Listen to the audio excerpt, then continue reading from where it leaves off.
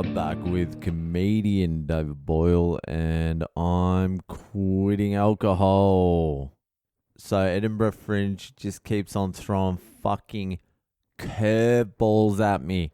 It's day 12, and I just did probably the biggest clusterfuck of a fucking show I've ever done in my life. I don't even know what happened. It's like at some point, it's just the crowd's fault. At some point, you are 100% at the mercy of the fucking morons in the crowd. And I'm gonna have to say, one of the morons happened to be a fucking listener. Fucking Paul, you cunt. Just fucking would not shut the fuck up.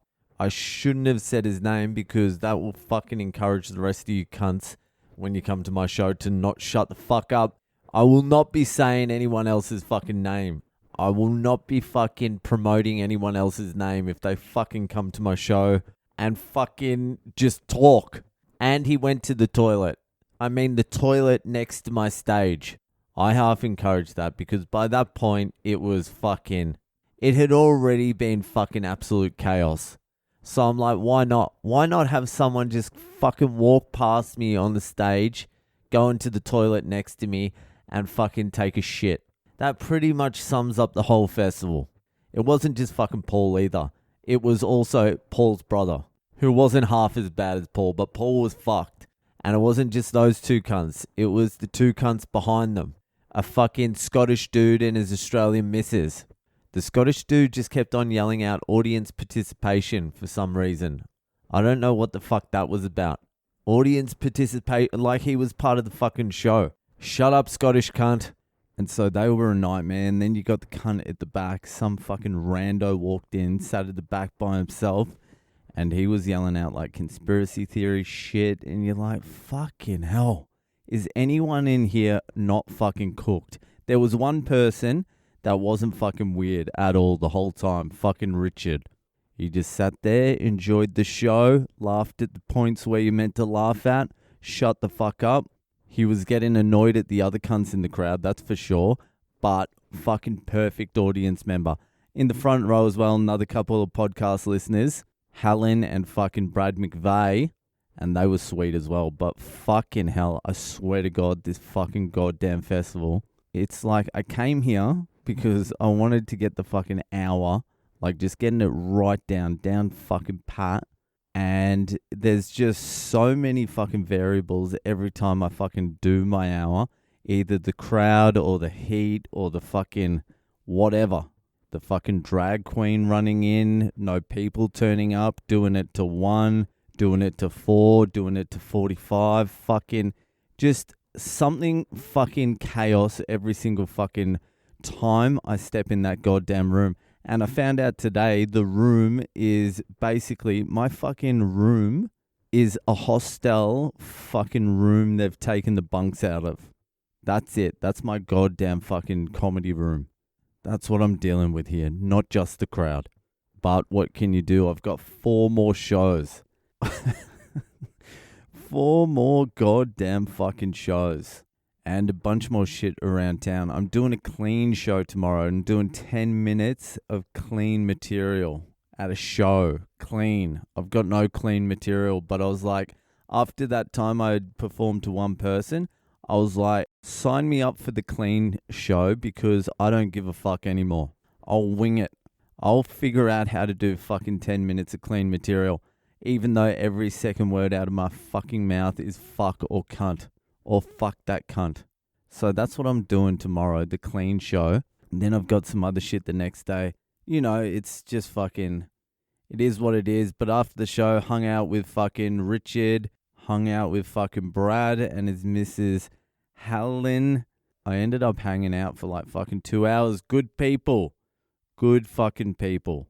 Then I fucking went down to get a pizza just at this joint down the road. Had a pizza there last night. It was fucking off its head. The Italian in fucking Edinburgh is good. Real good. Richo was telling me it's because a bunch of Italians came here after the war or some shit. Which makes sense. It's fucking good. Anyway, I was standing on the street nailing this pepperoni pizza. And who do I see walk past? a red-headed Daniel. And I'm like, fuck, I better stop Daniel because I owe him money for the last 2 days of flyering he did before he quit. And I thought this will be my opportunity finally to find out once and for all. Without it being awkward, I can find out, I can ask. No more doubts, no more bullshit. So I go over and Daniel's with 2 friends, 2 girlfriends, and it was real awkward. I'm like, here's your money. And I just wanted to ask. I wanted to say, listen, can you please just clear this up with me? Please tell me what I should call you.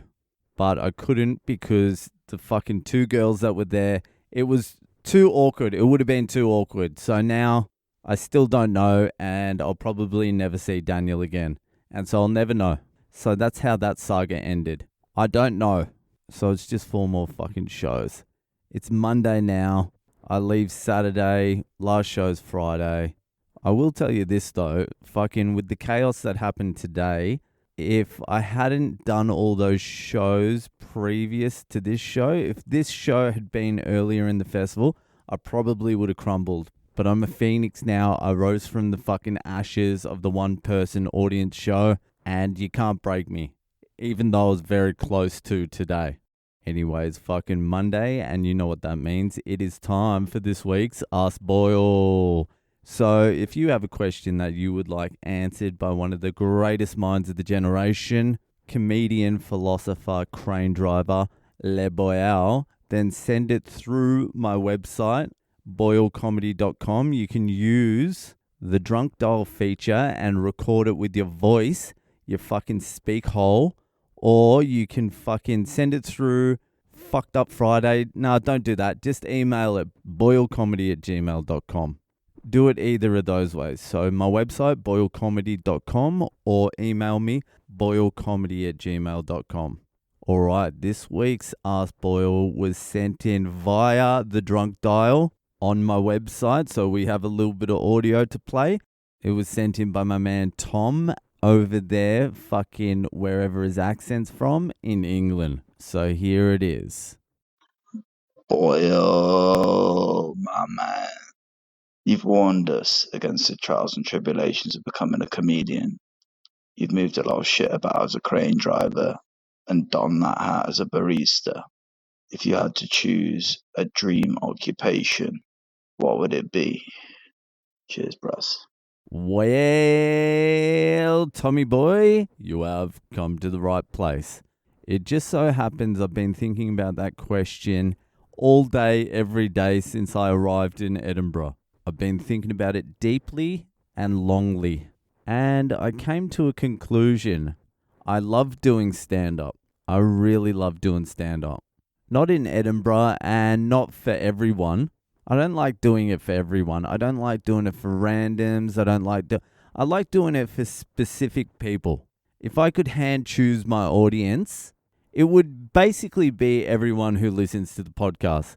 So I do love doing stand-up, but also there's a lot of fucking investment, time investment, emotional investment.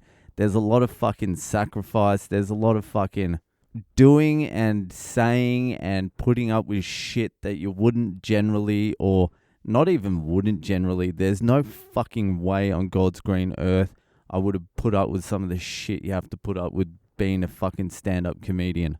The only reason I fucking do it is because I fucking love it to a certain extent.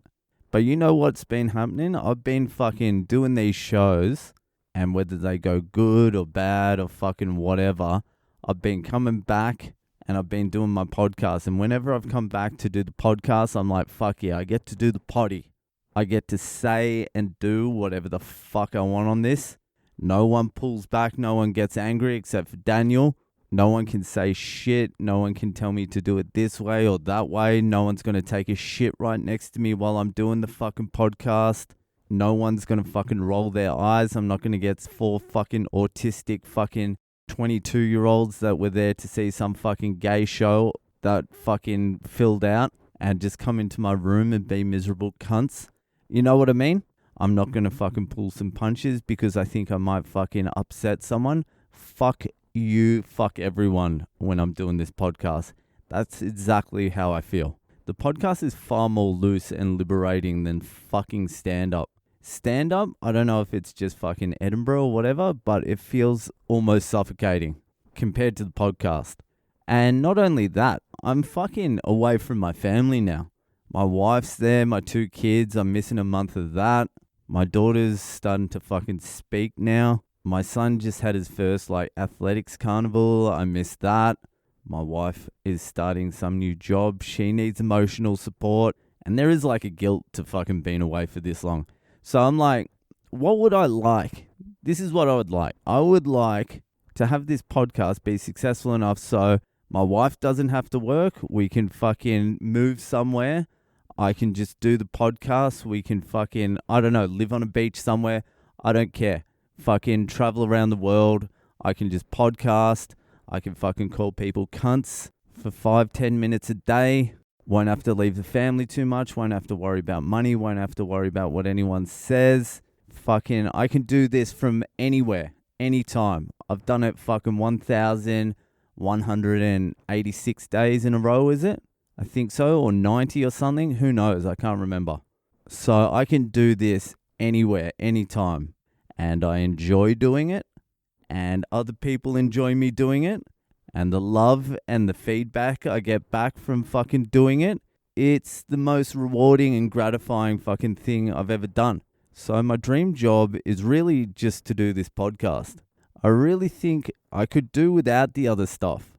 I love the stand-up, but if you put me to it, if you made me choose the podcast or stand-up, I think I would probably choose the podcast.